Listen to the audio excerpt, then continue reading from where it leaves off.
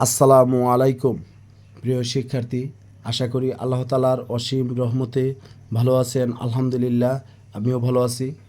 আজকে আমি আপনাদেরকে শেখাবো কিভাবে আমরা ডাব্লিউ যুক্ত শব্দগুলো আমরা ব্যবহার করব।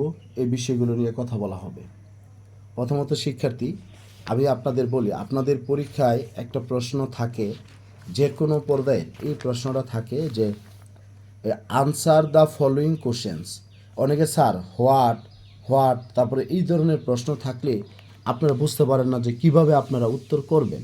তাহলে এখানে ডাব্লিউ যুক্ত শব্দগুলো ব্যবহারের জন্য আমি আপনাদেরকে যে বিষয়টা দেখাবো, সবাই একটু খেয়াল করবেন। অর্থাৎ ডাব্লিউএইচ কোশ্চেনের ব্যবহার, ডাব্লিউএইচ কোশ্চেনের ব্যবহারটা যদি আমরা শিখতে চাই, তাহলে এই অংশটা অবশ্যই আমরা খেয়াল করব।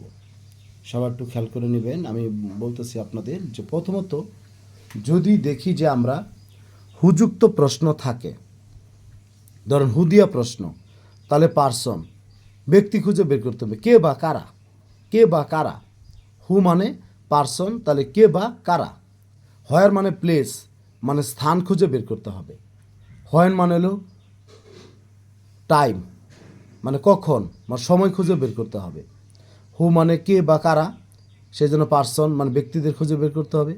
হোয়ার মানে কোথায়, সেই জন্য প্লেস বা স্থান খুঁজে বের করতে হবে। হোয়েন মানে হলো সময়, কখন, সেই জন্য আমাদের টাইম খুঁজে বের করতে হবে। হোয়াই হলো আমাদের কারণ, সেই জন্য রিজনটা খুঁজে বের করতে হবে। হোয়াট অর্থ কী, থিংস, এই জন্য আমাদের বিষয় বা বস্তুটি খুঁজে বের করতে হবে। হুইচ অর্থ মানে কোনটি, তার চয়েস, আমাদের পছন্দের বিষয়টি খুঁজে বের করতে হবে। আর হাউ মানে কিভাবে, কেমনে, কত, এটা মেথড, সেই জন্য আমাদের এই অংশটা খুঁজে বের করতে হবে। তারপরে ডাব্লিউএস কোশ্চেনের যদি আমরা আরও ব্যবহার দেখতে চাই, তাহলে এগুলো আমরা এক্সারসাইজ করব। তবে আমি আপনাদের যেটা বলছি, হু দিয়া প্রশ্নগুলো আপনার পার্সন আপনি খুঁজে বের করবেন, কে বা কারা। হোয়ার দিয়ে প্লেস, স্থান খুঁজে বের করবেন। হোয়েন দিয়ে প্রশ্ন করলে টাইম, আর হোয়াই দিয়ে প্রশ্ন করলে রিজন, আর হোয়াট দিয়ে প্রশ্ন করলে থিং, আর হুইচ দিয়ে প্রশ্ন করলে হলো চয়েস, কোনটি। হাউ দিয়ে প্রশ্ন করলে মেথড, কখন, কিভাবে, এই বিষয়গুলো আমরা সবাই খেয়াল করব। যাক শিক্ষার্থী, আপনারা এটা ফলো করেই আপনারা প্রশ্নগুলোর উত্তর দেওয়ার চেষ্টা করবেন। সবাই ভালো থাকবেন, সুস্থ থাকবেন। আসসালামু আলাইকুম।